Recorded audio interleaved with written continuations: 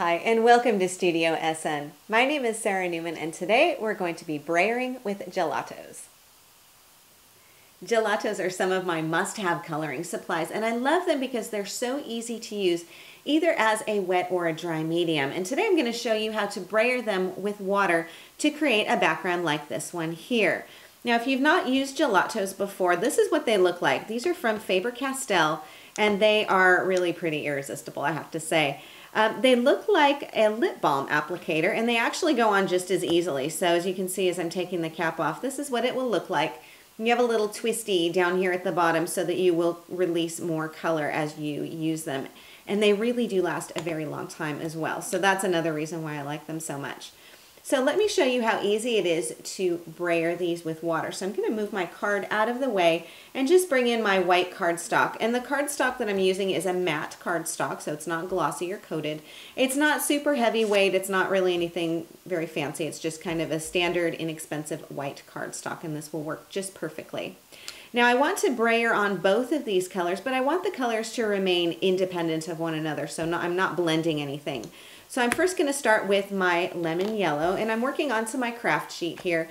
I'm just going to scribble the color directly onto the craft sheet, and I'm scribbling on, it's a couple of inches by a couple of inches, so not a huge amount, and just enough to get me a nice base of color. Then I'm going to spritz a little bit of water in here.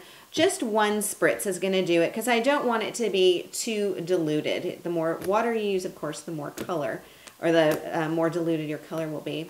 And I'm just going to pick it up with my little rubber brayer here and brayer it right onto my cardstock. So just going really one direction back and forth and adding just as much color as I want to.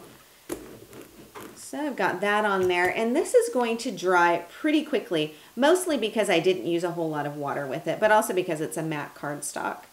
And then what I can do is go ahead with my cotton candy, go over to a clean section of my craft sheet, and just repeat the process. These two colors do blend together beautifully to create a really nice green, but I want them to be separate. So I'm just going to leave this puddle here and then come over here again, spritz it. I'm going to take a baby wipe and just gently wipe off the yellow from my brayer, and then come back and maybe turn this a little bit and go the opposite direction. So as you can see, my colors are remaining true to one another so that I'm able to get two very distinct colors on here, the blue and the yellow.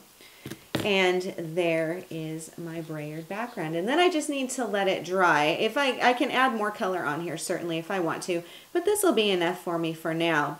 Now what you can do, of course, with this background once you have it is you can die cut it, you can stamp on it, you can add stickers to it. I like to use mine just as a simple background, and these are a lot of fun to create if you do like a big batch of them and use all of your different gelato colors. So let me show you. I'll bring back in my card again and show you what I've done. So again, just simply used it as my background and added 3 little brads up here using the rule of uneven numbers. It's a really good design tip to keep in mind. If you're ever thinking how many brads or how many embellishments, 3 or 5 is a really good number to use. I've matted this up onto green cardstock and then black cardstock as well. And the black really highlights the sticker as well as the black mat around here on this piece. And this really cute bicycle, this is from hot off the press, and it's from their Rad Dad Dazzles set. So you can see I've already used a couple of these. Really fun, kind of a retro theme. So I've just put that onto white cardstock, matted it up onto black, and then incorporated this paper doily on here. And I thought it was a fun balance, not only with the brads going up here in the corner, but also just a nice way to sort of soften the linear effect of my lines on here and to coordinate with that really old-fashioned image. So I've got, it's about a 5-inch doily, and then I've just wrapped it around one edge here too. And then I've got some ribbons going across here. This is also from hot off the press. It's from their Robin's Red ribbon set, and I love this teal ribbon on here. I think that just coordinates so beautifully with the gelatos. So this is how easy it is to create a brayered background using your gelatos. If you like this technique, you might also check out my DVD, and this is Mixed Media Made Easy. This is now available from Paper Wishes. And on this DVD, I have an entire chapter on using gelatos with 17 technique videos just for gelatos. And there are 100 videos altogether.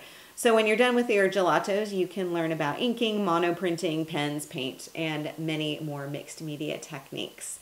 I really hope you enjoyed today's show. For more ideas and inspiration, please do stop by my website at saranaumann.com. Thank you so much for joining me on Studio SN, and I will see you again next time.